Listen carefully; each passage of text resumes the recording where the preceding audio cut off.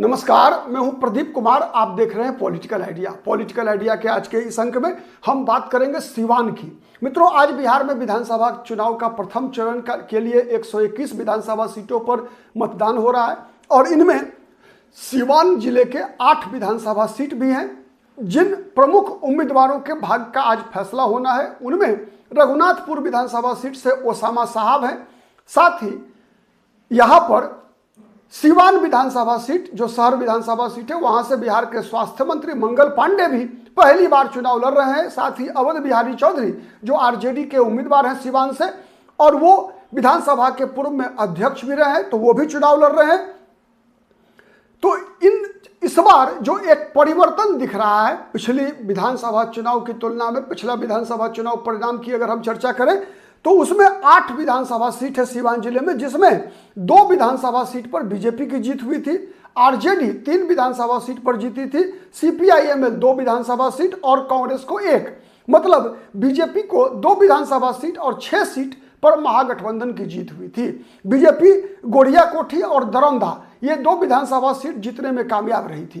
तो हम जानते हैं कि ओसामा साहब का क्या प्रभाव पड़ा है। देखिए मित्रों, एक सबसे बड़ी बात आंकड़ों में जाने से बजाय मैं आपको कुछ वास्तविक स्थिति जो सीवान जिले का है वो जानते हैं।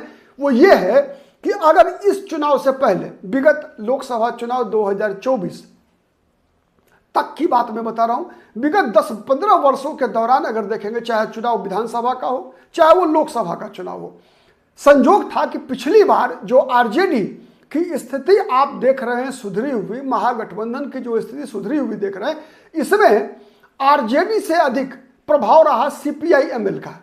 सीपीआईएमएल के साथ गठबंधन का असर था कि 6 विधानसभा सीट पर महागठबंधन 8 में से 6 पर पिछली बार जीतने में कामयाब हुई थी।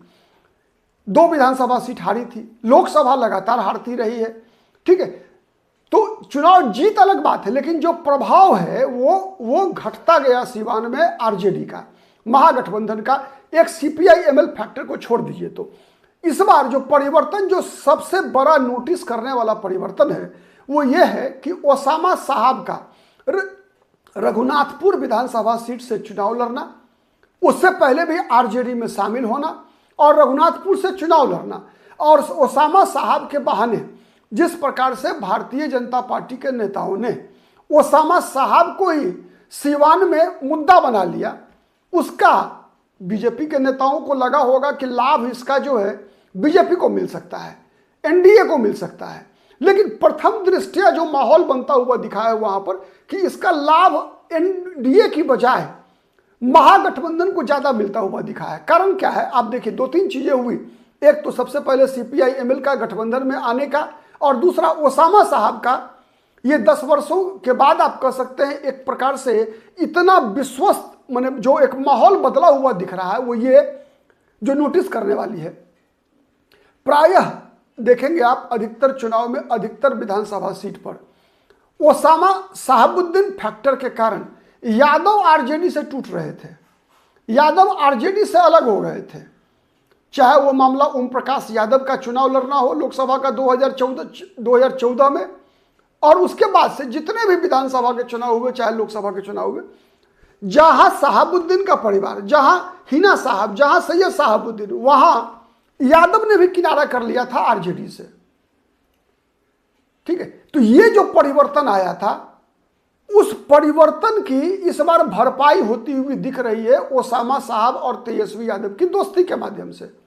ठीक है, ये जो अविश्वास केवल साहबुद्दीन के परिवार और लालू यादव के परिवार के बीच नहीं था, बल्कि वो अविश्वास जो है यादव मुसलमान जो कॉम्बिनेशन था बिहार में, जो बेस वोट है आरजेडी का, तो इस बेस वोट में मुसलमान और यादव के बीच जो अविश्वास की खाई थी वो खाई भरती हुई दिखी है विधानसभा चुनाव में। पिछले बार भी परिणाम लगभग संतोषजनक था, इस बार भी होगा, लेकिन जो इसका दूरगामी असर के लिए मैं बता रहा हूं कि दूरगामी असर जो पड़ता हुआ दिख रहा है ओसामा साहब के माध्यम से और तेजस्वी यादव की दोस्ती के माध्यम से, वो दौर एक तरह से आप कह लीजिए कि जिस दौर में सैयद साहबुद्दीन आरजेडी के लिए हर कुछ करते हुए पाए जा रहे थे, और जिस प्रकार से बीजेपी के लोग ओसामा को मुद्दा बनाते हुए दिख रहे हैं। एक बात और स्पष्ट निकल कर आ रही है इसके माध्यम से।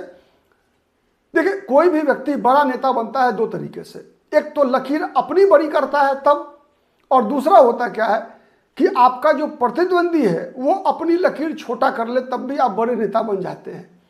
ठीक है, मतलब कहा जाता है ना कि आगे बढ़ने के लिए किसी दूसरे की टांग खींचने से बेहतर है उससे आगे बढ़ो।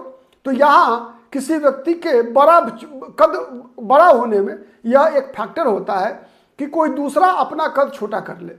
तो बीजेपी ने यही गलती किया है वहां सिवान में, चाहे वो योगी आदित्यनाथ हो, चाहे वो अमित शाह हो। लगातार ओसामा को एक प्रकार से हीरो बनाकर जो है बीजेपी विलेन बना के पेश करना चाहती है, लेकिन जैसे जैसे बीजेपी ओसामा साहब को विलेन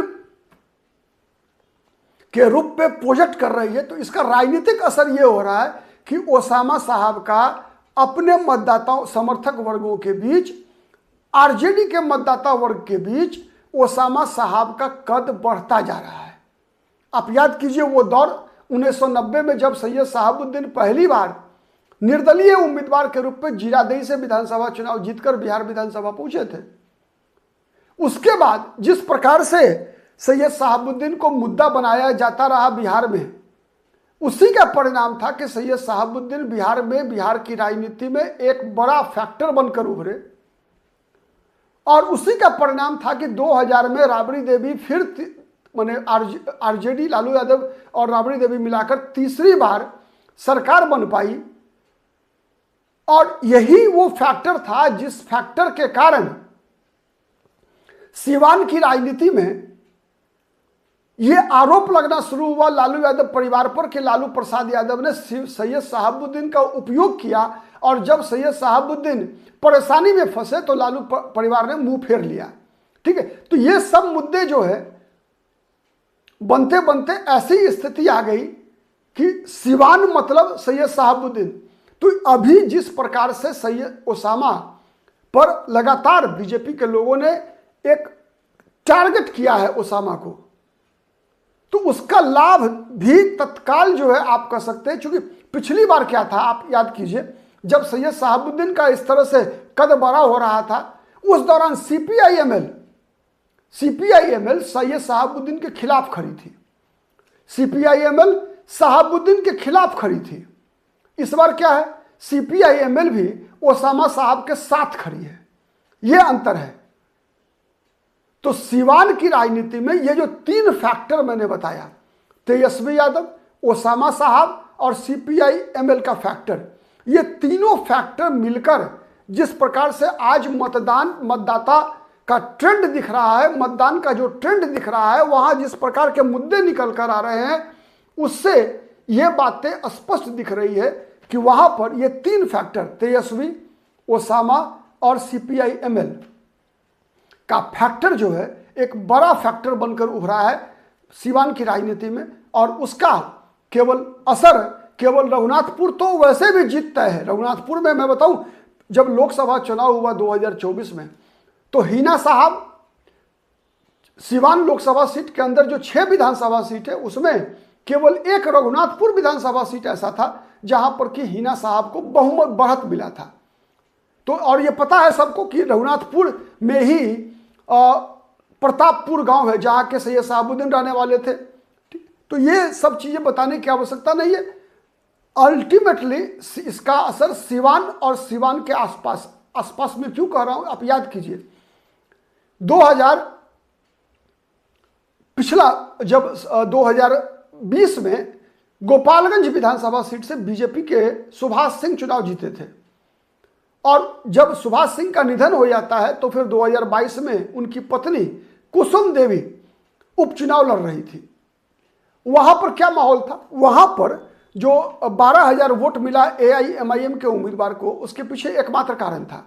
एकमात्र कारण यह था कि गोपालगंज के मुसलमान आरजेडी से इस बात से नाराज थे कि आरजेडी ने सैयद शहाबुद्दीन के साथ व्यवहार अच्छा नहीं किया, जरूरत के समय उपयोग किया, जब जरूरत निकल गया तो फेंक दिया।